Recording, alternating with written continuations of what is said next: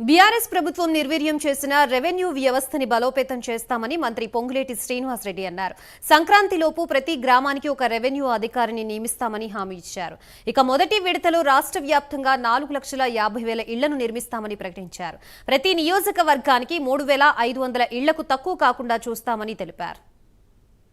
మొదటి విడతగా రాష్ట్ర వ్యాప్తంగా ఇళ్ల స్థలం ఉన్న వాళ్ళ కోసం 4,50,000 ఇళ్లు, ప్రతి నియోజకవర్గానికి 3,500 ఇళ్లు తగ్గకుండా ఐటీడీఏ ప్రాంతంలో ఉండే నియోజకవర్గాలకి అదనంగా ఇస్తూ ప్రతి ఇంటికి 5 లక్షల చొప్పున ప్రతి ఇల్లు కనీసం 400 చదరపు అడుగులు ఉండే విధంగా వారికి నచ్చిన డిజైన్ లో బెనిఫిషరీ ఎవరైతే ఉన్నారో వారికి నచ్చిన డిజైన్ లో ఒక టాయిలెట్, ఒక కిచెన్ తో పాటు ఇంటి నిర్మాణము వారి ఆర్థిక స్తోమత పర్మిట్ చేస్తే 400 చదరపు అడుగుల కంటే ఎక్కువ కట్టుకున్న ప్రభుత్వానికి ఎటువంటి అభ్యంతరం ఉండని నియమాలతో ఈ ప్రభుత్వం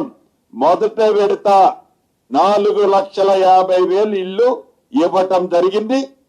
ఈ సంక్రాంతి లోపే ఈ వ్యవస్థని ప్రతి రెవెన్యూ విలేజ్ కి ప్రభుత్వ భూములు కాపాడటంతో పాటు విపత్తు వచ్చినప్పుడు, ప్రమాదాలు జరిగినప్పుడు ప్రభుత్వానికి ప్రజలకి లింక్ అయిన ఈ వ్యవస్థని పునర్నిర్మించాలని రీఅపాయింట్ అంటే వీళ్ళలో ఈ డిమాల్స్ చేసి వీళ్ళని ఈ రెవెన్యూ నుంచి బయటికి పంపించిన వాళ్ళలోనే కొంతమందిని best of the best identify చేసి టెస్ట్ల ద్వారా ఈ గ్రామాలకి, ప్రతి రెవెన్యూ గ్రామాలకి ఒక వ్యక్తిని నియమించాలన్నది ప్రభుత్వం నిర్ణయం తీసుకోవటం జరిగింది.